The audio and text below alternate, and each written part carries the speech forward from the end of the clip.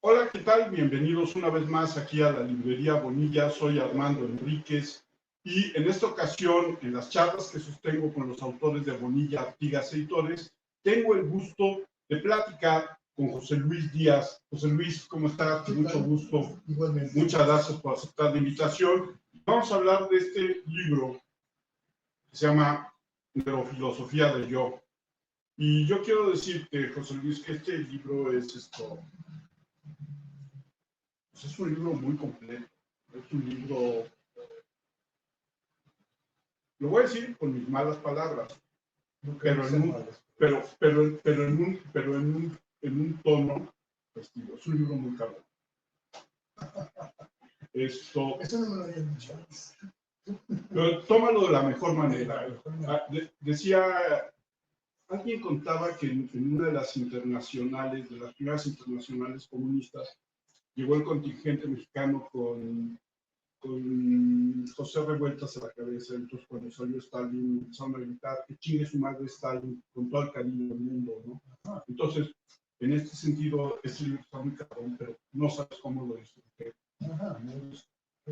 Cuéntanos un poco de tu trayectoria, porque además creo que es una trayectoria muy interesante de estudiar medicina, a dedicarte ya a cosas mucho más cercanas también a la filosofía, al estudio del cerebro. Cuéntanos un poco tu trayectoria, por favor. Con mucho gusto. Efectivamente, yo estudié medicina en la UNAM en los años 60 y me orienté muy rápido al sistema nervioso y al comportamiento. De hecho, al terminar la carrera, mi intención era convertirme en psiquiatra. Y para ello acudí con un profesor que había sido maestro mío del curso de anatomía, particularmente de neuroanatomía.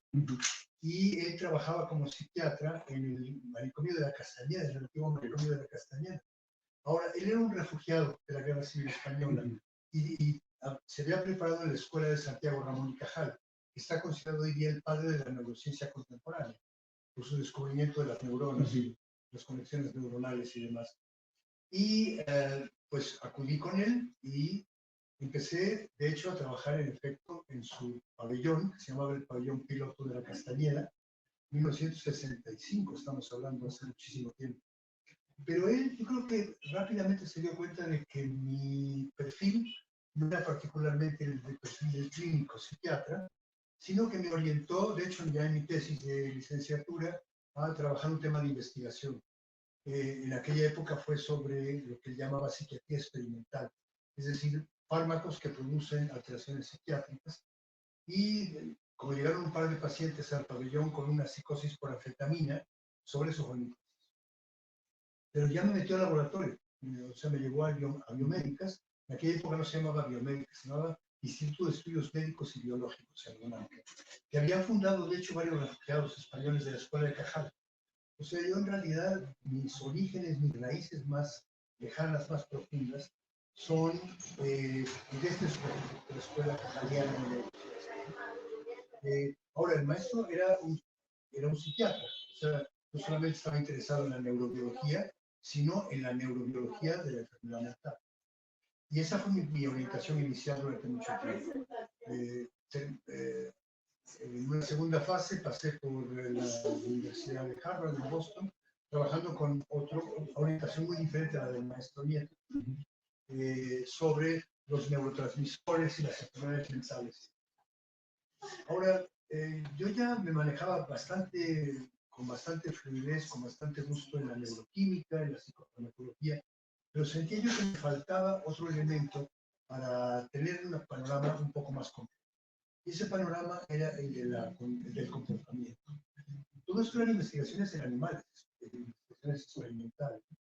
Entonces, al llegar a México de regreso en los años 70, empecé a trabajar sobre comportamiento animal, tratando de incorporar la visión del comportamiento a la visión de las neurociencias.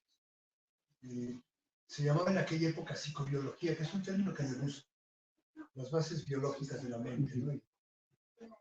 Entonces, durante una época larga trabajé con el comportamiento animal, pero de nuevo, esta es la historia de mi vida académica, ¿no? En cuanto estoy más o menos instalado en un campo, ya más o menos me desenvuelvo, me llama la atención el verdor del pasto del vecino. del vecino. Entonces, ¿qué verdor fue ese? Pues después del comportamiento animal empezó a interesarme el tema que probablemente estaba ya latente desde el principio, que era el tema de la conciencia.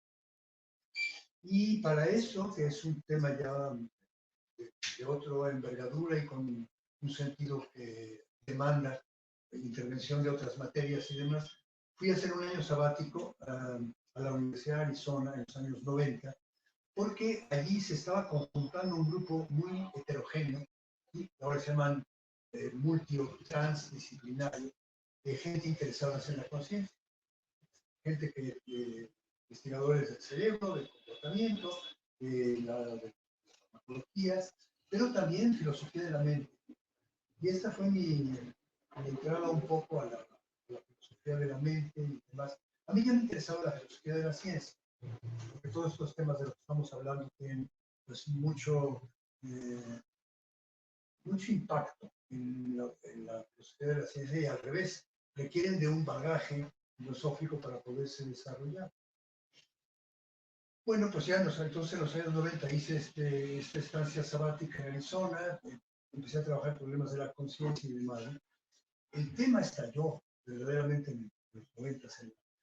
Después de estar durante muchísimo tiempo ajeno a la academia, el tema de la conciencia se consideró demasiado subjetivo pues, durante prácticamente 50 años y predominaba el conductismo en las facultades de psicología y predominaba la neurociencia en otras facultades, pero la conciencia como tal, como se veía con recelo, ¿no? ¿Cómo hacer de lo subjetivo algo objetivo? Había ocasiones muy serias. Pero en los años 90, la confluencia de varias ciencias en lo que se llama la ciencia cognitiva, pues dio lugar a hacerse las preguntas quizás más adecuadas, a detectar cuál es realmente el problema, en abordar la conciencia y demás. Y yo realmente me metí en ese ajo a profundidad. Entonces, en los años 2000, pues ya saqué un par de libros sobre la conciencia, uno llamado La conciencia viviente. El término lo dice todo. Yo estoy restringiendo la conciencia a los seres vivos, a un factor evolutivo, a que la conciencia sí es importante, sí tiene un papel en la evolución de los seres vivos y llega, no sé si en su máxima expresión, pero a una expresión muy particular en nuestra especie de bípedos encefalizados que pululamos y estropeamos la Tierra. Bueno, y después de esta fase de los años 2000, 2010, me empezó a llamar la atención un problema específico de la conciencia, que es la conciencia de uno mismo, la conciencia de uno mismo. Y este libro es el resultado de esa indagación. Me llevó pues, unos 8 o 10 años de estar juntando material y finalmente, en efecto, el libro está muy pensado, es muy sistemático, es una propuesta de que la conciencia de uno mismo consta como de 10 funciones y las voy analizando una cosa. Y eso es lo que lo hace muy interesante, porque yo de repente decía, bueno, a manera casi de un diccionario, tú dices 10 funciones, yo decía, con 10 términos voy a llegar a la conciencia. Y eso se me hace muy interesante cómo lo estructuraste. ¿Por qué escogiste esas funciones en específico? Por ejemplo, la evocación. Sí, bueno, yo las escogí, primero eran como 4 o 5 al principio, las más obvias quizás la introspección, ¿no? La memoria de uno mismo, etc. Estas son funciones muy obvias de la conciencia de uno mismo. Pero al estarlas trabajando empezaron a aparecer otras, o alguna de las que ya estaba metida en un capítulo empezó a crecer y a formar, digamos, una unidad de por sí misma, ¿no? Una, por ejemplo, muy clara es la corporalidad, que es muy importante. O sea, el hecho de tener un cuerpo y de tener un cuerpo que se siente a sí mismo en los movimientos, en las acciones y en sus funciones internas, pues forma parte de nuestra noción de nosotros mismos. Entonces, voy entonces desarrollando y armando este libro con las funciones, digamos, desde las más básicas hasta las más complejas. Es un poco, lo siento, pues no necesariamente es así, sino que es algo didáctico que se me fue dando de esa manera. Y hay funciones como muy complementarias, por ejemplo, dos muy claras. Una es la capacidad de acción. Algo que distingue a la conciencia humana es que tenemos libertad de movimiento, libertad de acción, libertad de elección, decisión, toma de decisión. Pero para tomar una decisión necesitamos tener conciencia de nosotros mismos, si no, no se daría, ¿no? Entonces, la acción y la acción deliberada es un tema muy particular de la cosa. Y su opuesto es la introspección. Una es como activa hacia el mundo, la otra es como pasiva, reflexiva hacia uno mismo, ¿no? Entonces, estas dos funciones son como clave. Pero después viene quizás que consideramos más clara todos respecto a esto, y es la memoria de uno mismo, sus recuerdos episódicos, los recuerdos de su vida. Uno considera que es uno por su memoria, la memoria que tiene de su primer recuerdo hasta el último que me atoré en un problema de tráfico, ¿no? Esta ipsiedad que le llamaba Riquet, esta continuidad del self, del yo, del ser, es lo que nos da una noción de ser nosotros mismos muy fuerte, muy intensa, ¿no? Con la particularidad, y eso pasa en todos los casos, que cuando uno la examina con cierto cuidado y le empieza a meter en el problema, empieza a diluirse entre los dedos, ¿no? Esto que parece tan seguro, mi yo personal, mi memoria y demás, empieza a explorar y resulta que la memoria no es tan fiel y es medio inventora. Y no sabemos si este recuerdo o este otro son inventados o surgen por una foto que vi con mi mamá y me contó una historia. Entonces, en cuanto uno empieza a enfocarse sobre estos aspectos particulares, empiezan a diluirse un poco. Y ahí es ahí donde reside su mayor reto. Y además, digo, esta parte, como dices, lo que se va diluyendo, pero queda esta conciencia que luego haces un análisis detallado de la palabra ser, comparándola con uno, ¿no? Inglés, español, y al final llegas a esta misma conclusión, que de alguna u otra manera, lo cual es muy impactante, el término en sí está vacío. Yo no sé si es vacío, aunque es atractivo llamarlo vacío, cuando menos para ponerlo en cuestión. El término yo, ¿no? O sea, finalmente, por eso su título es autoconciencia e identidad personal. O sea, por eso es la neurofilosofía del yo. ¿Qué es este yo? ¿En qué consiste este yo que todos tenemos de una manera tan clara, tan dura? Claro, con las excepciones de las psicopatologías, vuelvo a mis orígenes. Finalmente la esquizofrenia parece ser la última noción que la gente está muy interesada en ella, es la palabra misma. Esquizofrenia implica la división de la mente y la partición del yo. Entonces, resulta que puede ser que detrás de todos los síntomas de este terrible padecimiento, lo que haya es una disgregación de la noción del yo, ¿no? O sea, tiene muchísimas ramificaciones y demás este tema, ¿no? Y no es fácil. Estoy ahora haciendo la segunda edición, apenas está la primera ahí. Ya quiero que se venda porque ya estoy preparando la segunda. Pues sí, yo creo que todos queremos que se venda para que venga la versión nueva, la segunda edición acotada. Y hay dos cosas que me gustaría platicar contigo y que creo que una, en esa obviedad del yo, en ese sentirse el yo, uno de los capítulos que me hace muy interesante es el que dedicas a la otredad, ¿no? Porque es una de las mejores maneras, aunque parecería obvio, tú lo analizas muy bien, tú ahora sí que lo disecas muy bien, ¿no? De que ese ser consciente del otro no es tan obvio como finalmente quisiéramos, ¿no? O creemos. Bueno, de hecho, es la penúltima de las 10, porque ya es muy elaborada. Pero yo creo que varios de los analistas que ahí reviso muy brevemente, son autores muy importantes y de mucho calado, y reviso muy brevemente pues, a Levinas, a Buber, a Ricoeur, que curiosamente pertenece a una escuela, no a la misma, pero a una escuela europea, de gente interesada en fenomenología y hermenéutica y demás. Y para ellos me parece que es clarísima la conclusión de que no existiría realmente autoconciencia sin conciencia ajena. Uno tiene conciencia de uno mismo en contraste o en similitud o en relación a la conciencia que tiene de los demás. El momento en que cuando Riquet dice los otros son otros yo, que dicen yo, entonces la conciencia de uno mismo como que se aclara, se afianza en contraste con la de los demás, ¿no? Entonces la otredad es fundamental en esto. Y estoy curiosamente ahora escribiendo la siguiente versión de ese capítulo. Ok. Del capítulo de la otredad. Y lo otro es la forma en la que cierras, hablando de la máscara y de los orígenes griegos. Perdón que lo consulte, pero lo voy a ya.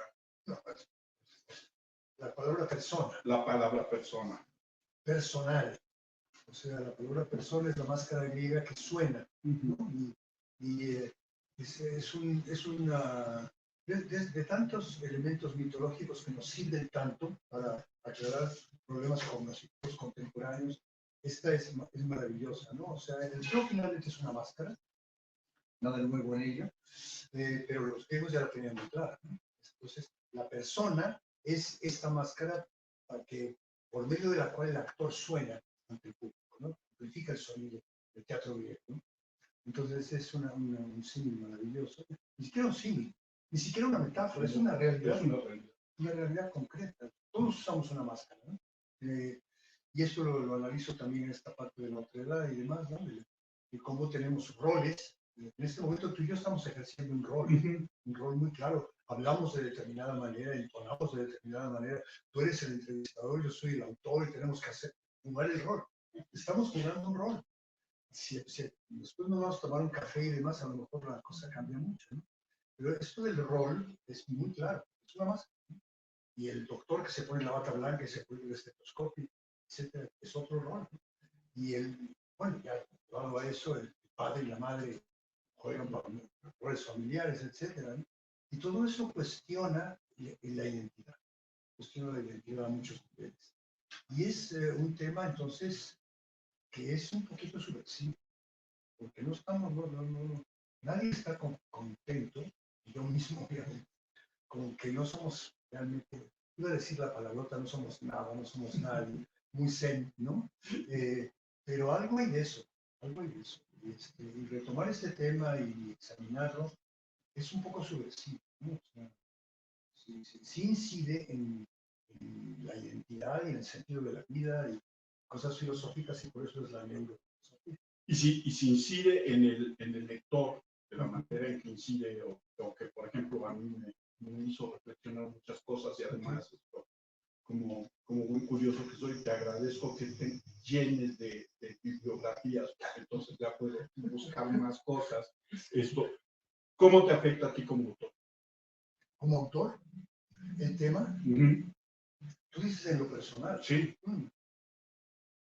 Bueno, sí hay un elemento, hay algunos temas tienen que ver con la filosofía también, algunos temas académicos van más allá o más acá del tratamiento impersonal objetivo de un tema, ¿no? De una reseña bibliográfica, de una revisión, de una concatenación de teorías, y tiene que ver con la vida de uno, con la vida misma. Entonces, esa parte sí, creo yo que me ha cuestionado, me sigue cuestionando, y es parte de una búsqueda que es muy interesante. Va más allá de mi labor académica puramente, digamos, objetiva, bibliográfica, teórica, práctica en muchos casos, y tiene que ver con una reflexión personal, ¿no? Finalmente es un tema que necesariamente surge y llega ahí mismo. Y que además esa reflexión personal, me imagino, continúa posterior de la publicación del libro y es puramente tuya. Sí, sí, necesariamente, ¿no? Yo digo a veces en broma, pienso, no sé si lo he dicho en público, lo voy a decir por primera vez, este es un libro de autoayuda. Pero a mí en general los libros de autoayuda me dejan mucho que desear. Son como superficiales, como elementales, como obvios, como recetas de cocina y demás, ¿no? Pero la palabra de, yo diría más que de autoexploración, más que de autoayuda, la autoexploración finalmente ayuda, pues ayuda a entender pues, quiénes somos, o cómo está conformada la personalidad humana, etc. Entonces, sí se puede leer este libro como una forma de reflexión de uno mismo. Sí, por supuesto. Y bueno, yo quisiera que le dijeras a la gente que nos está viendo dónde consigue el libro, además de aquí en Bolivia. Bueno, yo lo he visto, me encantaría verlo más presente pues en varias de las librerías importantes, en el Péndulo, lo he visto en el Sótano, lo he visto en la Gandhi. Es un tema, yo me doy cuenta de que lo que yo escribo, este es el último, no es precisamente, a pesar de que usé el término de autoayuda, no tiene ese impacto, ni esa trascendencia. La gente me dice, como tú me has hecho el favor hace un momento, de que consideran que es una lectura interesante y demás, pero tú usaste la palabra cabrón, ¿no? O sea, es un libro que demanda, que tiene mucha información, que exige cierta lectura atenta, quizás repetida. La gente me dice, es que esta página la tuve que leer 3 veces antes de que me quedara claro qué estás tratando de decir. ¿Y qué le contestas? Qué bueno. Qué bueno, sí, sí, porque a mí, quizás el reto para mí, que es importante decirlo, no es nada más hacer un libro académico que esté, digamos, que tenga una propuesta clara y bien ordenada y bien sistemática y demás. Eso obviamente es importante, pero para mí hay un reto aún que es el complemento de esto, y es la escritura misma. O sea, me importa mucho el hecho de, a mí me ha gustado mucho escribir, el reto cada vez mayor, y en la siguiente edición me voy más a fondo, tratando de ser al mismo tiempo cada vez más claro, más, y más accesible, porque los temas son complejos. La bibliografía es muy complicada, el asunto de la neurociencia es muy técnico, muy elaborado. Entonces, el hecho de poner esas evidencias, digamos, al alcance de una persona con una buena instrucción y curiosa, es, y para mí usar una buena prosa, una prosa clara y diáfana y original, si se puede, es mi mayor reto. Y además mi mayor gusto. Es lo que más me gusta hacer en la vida. Okay. escribir ese tipo de cosas. Y está, la verdad es que es muy interesante, muy atractivo, muy de reflexión tras reflexión tras reflexión. Muy cabrón. Muy cabrón. Y la idea, bueno, pues, ¿dónde te encuentra la gente que nos está viendo en redes sociales? Fíjate que yo soy del Pleistoceno electrónico. No tengo redes sociales. Creo que por ahí en el libro aparece mi correo electrónico. Animo a la gente que le interese el tema o que le interese profundizar, comunicarse conmigo. Tengo una página que creo que sí puede ser que le dé a la gente un poquito más, el panorama un poco más completo de mi trayectoria, de mis intereses. Se llama www.joseluisdiaz.org. Okay. Entonces, esa página creo que es la mejor manera. Ahí también hay formas de comunicarse con. Perfecto. Yo soy Armando Enríquez. A mí me encuentran en Twitter como @cernícalo. Y les recuerdo que tengo un podcast que se llama Una charla como cualquiera, donde hablamos de muchos temas y lo encuentran en Spotify o en cualquiera de las plataformas donde ustedes escuchen sus podcasts. José Luis, muchísimas gracias. Qué gusto esto. Y bueno, esperamos la segunda edición para seguir hablando de la neurofilosofía del yo. Muchas gracias a todos.